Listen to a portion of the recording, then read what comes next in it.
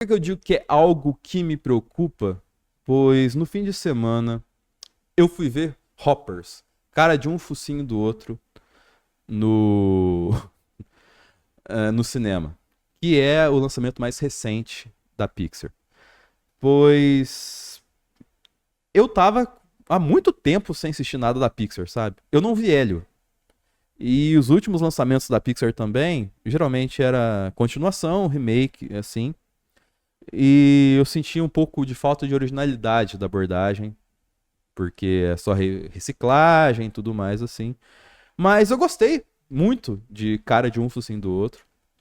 Tem uma pequena questão de abordagem sobre a questão filosófica da coisa, porque o argumento do filme parte a partir de um desejo pessoal da personagem principal. Tem. Mas tem uma grande hombridade e uma grande primazia na execução de tudo isso ao longo do roteiro, que é através da figura dos bichinhos. Só que o que mais me pegou, além de ser um. Eu acho que, cara, dos últimos filmes da Pixar, ele foi o melhor. E o único que eu não vi foi Hélio, dos últimos filmes assim. Tipo, ele é melhor que o Soul, ele é melhor que o Luca. Talvez o Red ele seja pior. O Red seja melhor que ele, entendeu? Melhor que Divertidamente 2. Porque Divertidamente 2 ele é bom porque tem um. Entende? Ele sem um não funciona tão bem assim. Que Toy Story 5. Toy Story 5 é também outra questão que vai puxando. E a gente vai chegar nisso daqui a pouco, mas. O que mais pegou foi a estética. E sobre essa questão da estética, eu preparei uma espécie de material que eu vou mostrar para vocês agora, numa outra tela aqui da nossa live, que olha só que espetáculo que vai ser agora, que é o seguinte, aqui tem a arte, que eu vou passar aqui, ó, e tem uma canetinha, entendeu? Que eu vou ativar ela agora. E por que eu peguei essa canetinha que faz desenhinhos na tela? Pois eu quero explicar por que, que a questão estética desse filme me incomoda, sabe? Mas é incomoda no sentido, nossa, é uma tragédia tal assim. É porque eu olho pra essa arte que vocês estão vendo na tela, que é o pôster do filme, e eu não vejo cara de Pixar. Desculpa eu ter que falar isso aqui, entendeu? Mas eu não vejo assim a vibe Pixar. Não tem aura Pixar isso aqui, entende? E isso me incomodou um certo tanto. E por que eu digo isso? Porque eu preparei o material, eu vou mostrar agora. A gente tá falando de um filme da Pixar que aborda muito animais. E aqui de um lado você tem aqui os animaizinhos, vocês estão vendo o risquinho passando aqui? São animaizinhos do Hopper, aqui. E aqui são animais, entre aspas, semelhantes, que a Pixar já mostrou antes, entendeu? E qual que é a grande questão? Eles têm um estilo, digamos assim, um tanto quanto genérico de animação, assim. Tipo, é o olhão. Aqui, ó. Vou circular o olhão. E, ó, que beleza que saiu esse traço meu. É... Tem esse olhão aqui, entendeu? E aqui tem o olhinho, que é muito mais, digamos assim, infantil da ursa. Aí. Que é um olhinho muito mais infantil da ursa do que os olhos da Pixar antes, que eram olhos que tinham uma característica, digamos assim, mais humana, que gerava uma estranheza, mas que tinha a cara de Pixar. E é muito importante a gente falar a questão de cara de Pixar aqui. Porque isso é uma parada que fica. Que ela é implícita desde sempre. Vou pegar mais exemplos de animais aqui. Por exemplo, esse aqui, ó. A gente tem um clássico aqui, que é o Bruce. Entendeu? O Bruce é um dos personagens que todo mundo bate o olho e vê. E, tipo, fala, pô, isso aqui é muito Pixar. Porque o olhinho pequeno, que eu vou dar um zoom aqui, vai ficar melhor. Ó, olha o Bruce. Ele tem característica de ter. Vou mudar a ferramenta. Os olhinhos pequenos. A bocarra bem grandona. E tem um rolê, que eu vou até trocar de cor aqui pra um verdinho, que a Pixar sempre tem, e eu vou explicar melhor por que que ela tem daqui a pouquinho isso, que são questão das têmporas dos animais, das criaturas como um todo. Que elas fazem esse movimento aqui, entende? Pra abrir pro bocão. E às vezes tem o outro rolê, que no caso não tem do Bruce, mas vou mostrar daqui a pouquinho, que é o narizinho de batata. Que inclusive tem o senhor batata, né? Que é o nariz inteiro. E aí você tem a tubarão do filme, que, cara, tem um traço super infantil, entendeu? É mal feito? Não é mal feito. Nada é mal feito. A Pixar não faz coisas mal feitas mesmo fazendo esse estilo aqui. Só que você bate o olho e você não vê cara de Pixar, entende? Outro exemplo que tem aqui embaixo aqui. Esse bichinho que eu sempre esqueço o nome dele, que é com H, mas ele é um clássico da Pixar. Ele é a característica da bizarrice, da modelagem. Porque você vê claramente aqui, ele... Vou voltar no vermelho aqui. Ele tem uma questão de que essa parte aqui... O pincel, cadê o pincel? Voltei o pincel. E essa parte aqui, ó, é claramente um negócio que eles não conseguiram modelar direito e ficou como se fosse um amassado, assim, ó. E que é traço de quando você pega o personagem, modela ele na massa, depois joga pro render, faz tudo mais. Coisa de 20, quase 30 anos atrás de jeito de fazer animação. E aí, ele é icônico. Ele, você vai fazer estudo de personagem da Pixar, ele é um dos mais lembrados por conta dessa artesanalidade. Aí você tem esse aqui no seu filme novo, que tem tudo isso, só que não tem cara de Pixar, cara. Entende? Ele é, entre aspas, bem feitinho demais, assim, sabe? Ele tem a questão de fazer uma abordagem talvez mais infantil, ele é redondinho, bonitinho, entende? Ele é propositalmente assimétrico aqui na boquinha. Então, as patinhas dele são super bem renderizadas e tal. Então, falta digamos assim, uma vida para esses personagens, sabe? Vou até voltar que tem outros aqui, por exemplo, que eu não vou detalhar tanto. Mas, pô, olha as tartarugas, velho. Essa tartaruga aqui, do Procurando Nemo, tartaruguinha lá, que é a filha do cara que falou, pô, eu vivi mais de 300 anos. Tem a característica que eu acabei de falar, que eu mostrei no Bruce ali. Que é o rolê, de novo, da têmpora reduzida, do olhão, que eu tracei errado, pra abrir e fazer a boca, entendeu? É um espetáculo que eu acabei de desenhar aqui. Eu fiz que nem o Luffy, né? O Luffy desenhando desse jeito também.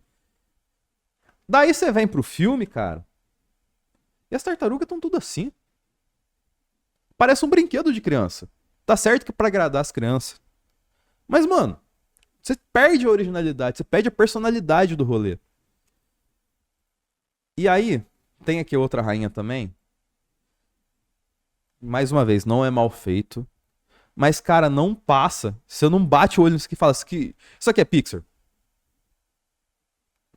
Você não olha e fala que isso é Pixar. Aqui pega aqui a inseto, a libélulazinha lá do vidro de inseto. Pô, mesmo com essa característica aqui, ó, 4K 1080 Full HD que eu peguei a imagem aqui, você bate e fala assim, não, pô, isso aí é um bicho da Pixar, saca? Então, assim, é esse rolê que me pega dessa questão nova. Também, tipo, e sem falar o claro, até o peixe, saca? O peixe, você olha, pô, o Nemo, o pai do Nemo aqui, e essa peixe aqui, a rainha peixe do Hoppers, putz, que não bate, cara. É questão, pô, tem umas paradas assim que. Tipo, essas nadadeiras aqui, vou até trocar a cor. Do Nemo e do pai dele, elas pareciam até um negócio de papel, assim.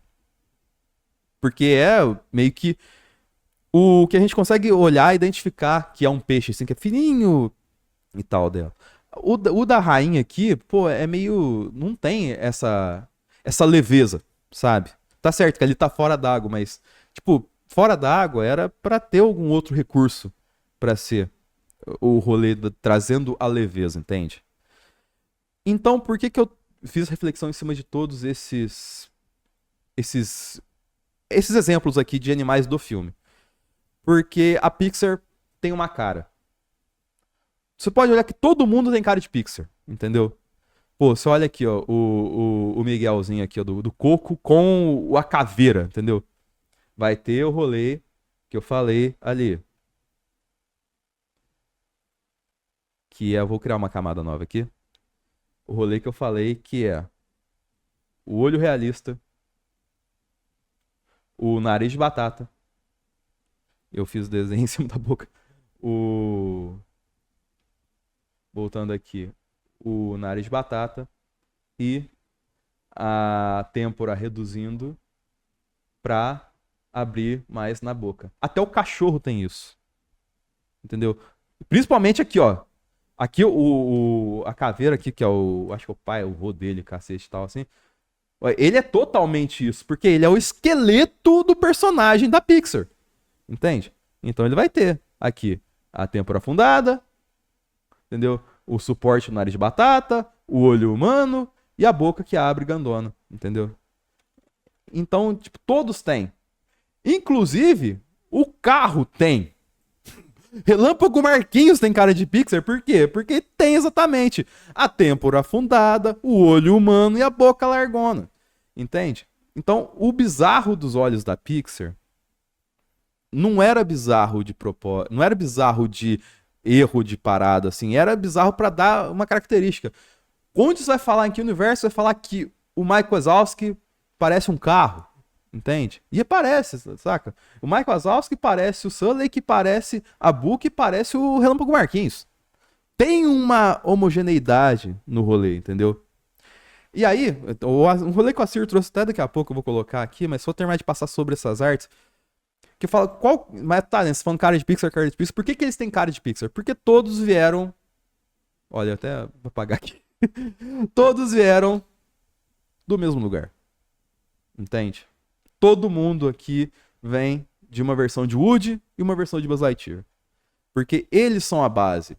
Ah, você tá falando que lá atrás a Pixar fez todos os personagens baseados a partir da árvore genealógica do Woody, do Buzz? Não. Mas foi o primeiro que ganhou a luz do dia e que a gente consegue identificar. Entendeu?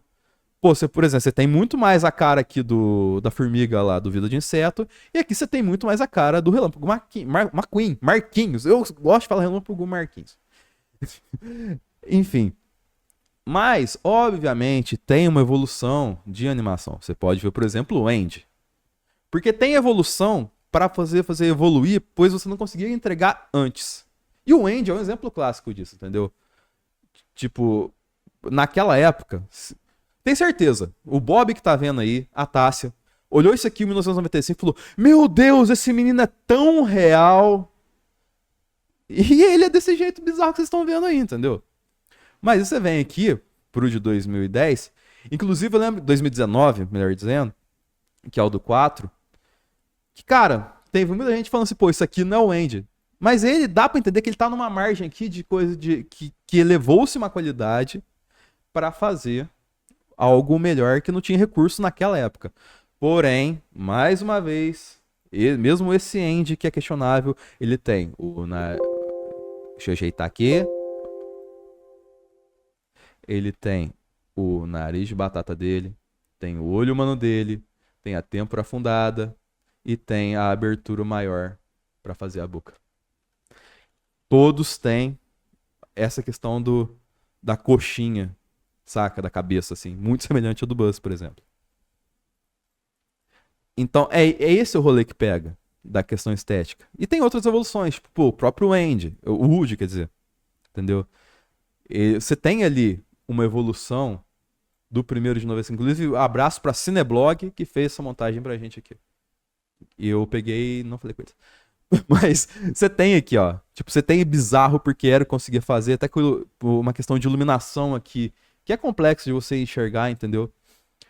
Aí no 2, é um período curto, 95 para 99, mas você tem uma evolução ali O de 2010, que pra mim daqui a pouco eu vou falar, é o Prime Pixar, entende?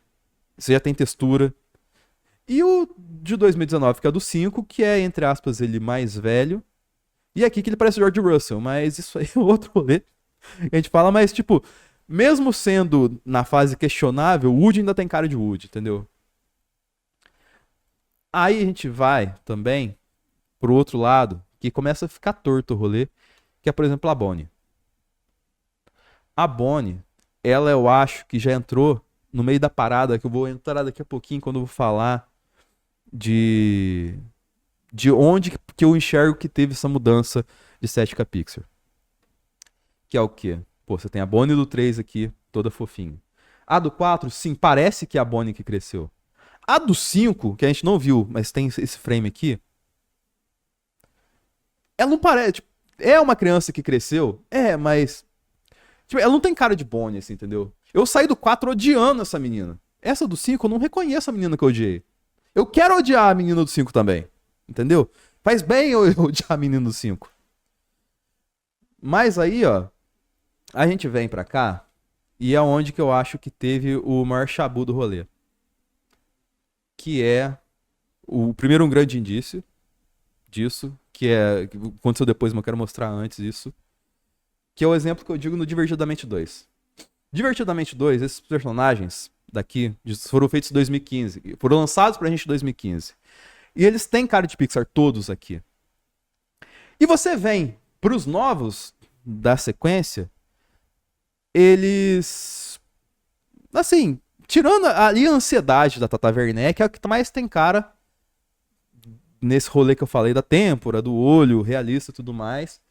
E esse bonitão aqui do narigão, que é a vergonha, entendeu? Mas de resto, cara, assim, esse personagem, ele era a procrastinação, se eu não me engano, o Ted e tal, assim, que era o adolescente, né? Ele é maneiro, só que ele já começa a fugir um pouquinho e tal. E essa menininha aqui, que é Puta, qual que é o nome dela? É um sentimento ruim pra caralho, eu acho que é inveja, sei lá, invejinha e tal. Essa aqui é nojinho. Alguma coisa assim. Você me relembra dos comentários aí. Ela parece algo tipo de qualquer animação, entendeu? Invejinha, exatamente, tá?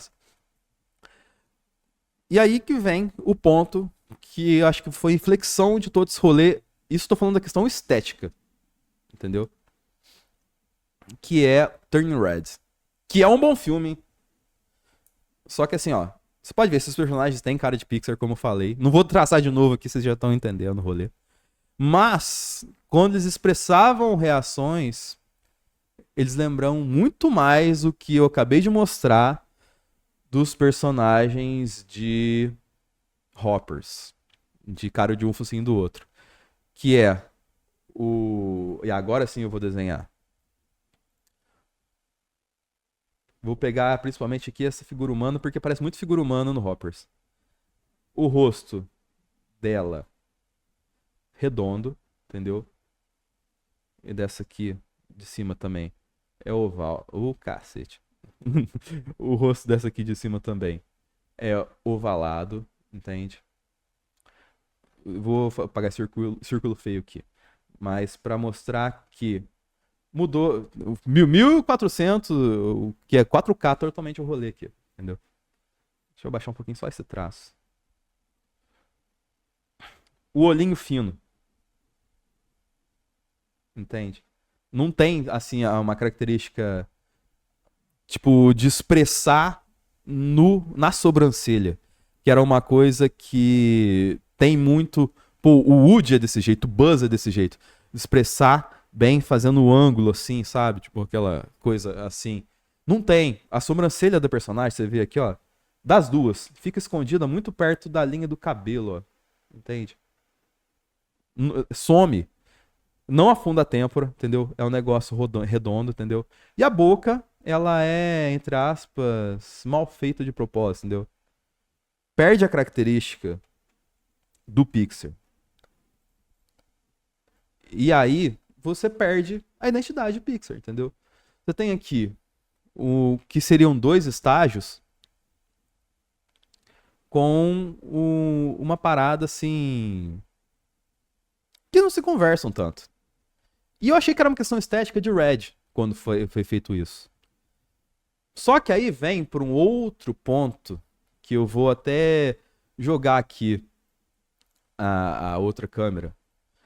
Porque o que acontece?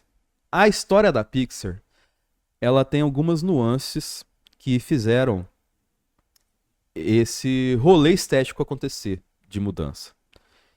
E que envolvem a organização da Pixar, que tem alguns BOs nesse ponto, entendeu? Primeiro, a falta de criatividade, que ela é um dos pontos que a gente vai ramificar daqui a pouco. Mas que vem também muito da IA.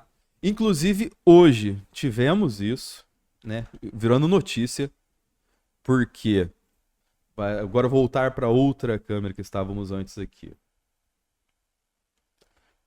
Acabaram de fazer um IA da Pixar hoje para falar de conflito de guerra, entendeu? Então qualquer imbecil faz, entendeu? Tanto do...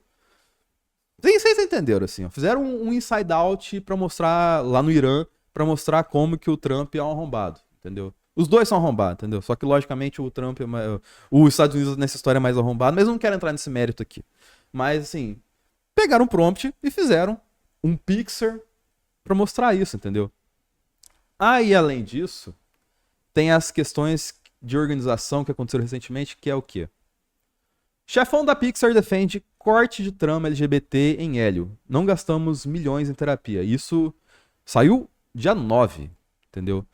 Ele foi reiterar uma declaração que ele deu lá atrás, porque aqui, o Pete Docter, o nome desse cara aqui, ele é um dos fundadores da Pixar, ele é um dos 4 da pedra fundamental da Pixar, assim, e ele que assumiu o rolê no outro ponto que eu ia colocar, que foi a crise do John Lasseter na Pixar. John Lasseter era o cara que conduzia a Pixar até ali 2015, 2016.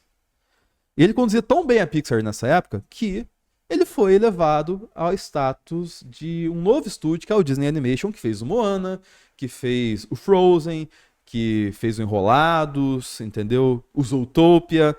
Então, assim, tinha a cara de Pixar, tinha o primor de Pixar, por quê? Porque tinha a gestão dele. O problema é que esse velho é um arrombado.